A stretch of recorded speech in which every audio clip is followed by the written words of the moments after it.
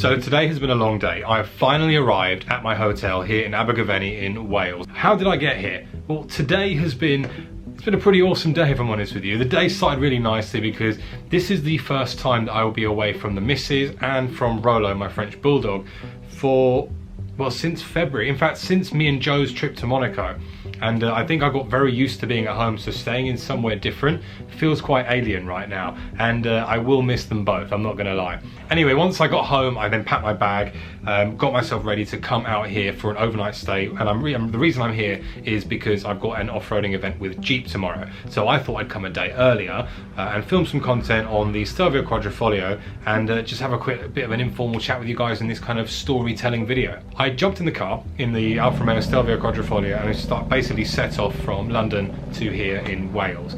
And lo and behold, the first thing that I was faced with was the M4 being closed and average speed pretty much everywhere. So it was a really good opportunity to try out the level 2 autonomous drive and actually use it properly. Not such as that I did in a press drive where I used it for 5 minutes. No, I literally used the absolute hell out of it. And I can tell you the level 2 autonomous drive is insanely good. It pretty much predicts everything. It keeps you in your lane. I very much enjoyed it. In fact, I was so chilled out at some points, I was kind of just staring out the window. You just need to make sure that you keep your hand on the steering wheel and just basically when the light goes orange, you touch the steering wheel, and when it's green, the car is in full control. Now, open honesty and a bit of transparency, it isn't perfect. There are a couple of occasions where it will just disconnect itself from the lane control, and if you're not watching the dash, it could veer you off. It doesn't make a loud enough audible noise for my liking, so it's definitely something that if you are going to use that feature, make sure you're a little bit careful. Most of the journey was pretty much M4 all the way down, and once I went out of the average speed area, it was pretty much 70, 72. I thought I'd try and see just what it was like by putting it into advanced efficiency and just leaving it and seeing what the range was like. And actually, for a 2.9 litre V6 bi-turbo, 500 odd horsepower, 0 to 60 in sub 4 seconds, I was averaging about 28 miles to the gallon. Now, yes, it was probably the most boring drive I have ever done in my life. However, it just proves that if you really want to be efficient with that car, that Stelvio and the Giulia, you actually can do. Then I got to the point where I crossed the Severn Bridge, and that is the dividing kind of boundary, I guess, if you like, between England and Wales. Quite interestingly, the moment you cross, everything becomes pretty much unreadable. The service signs, I have no idea what they say, so I won't even try and pronounce them. But also I had to go through Newport.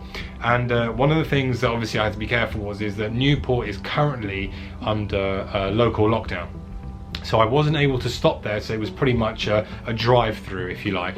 Very similar to what people are doing now in France, Belgium, Luxembourg, where people are trying to get through without actually stopping. So I pretty much kind of meandered my way around there, stayed on the A roads, and got out as quick as I could, basically, until I got within about 35-40 minutes away from here at ABtv. And then I just thought, you know what, now it's about time to switch it out of advanced efficiency, turn it into race mode, find some national speed limit roads, and have some fun.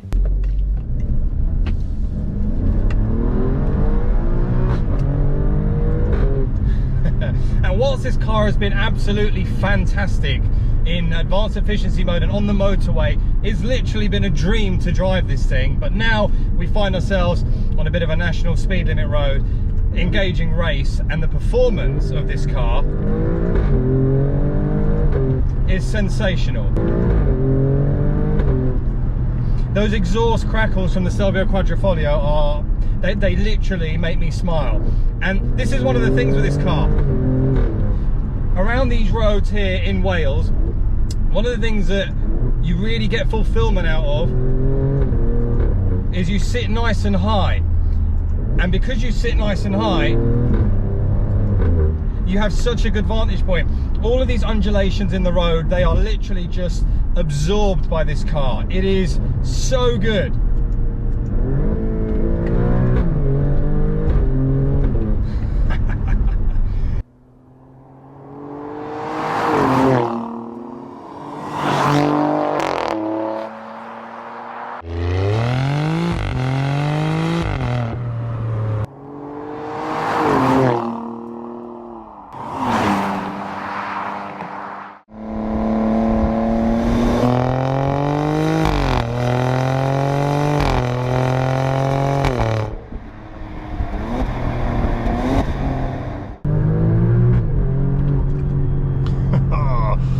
Oh, I really need to get to the hotel. I literally left super early, and I've just realised that I'm now up against the clock. This is the YouTube life, guys. Let's not beat around the bush. You always end up over filming. But this car is just insane. The four-wheel drive platform inspires so much confidence. Just, and listen to it.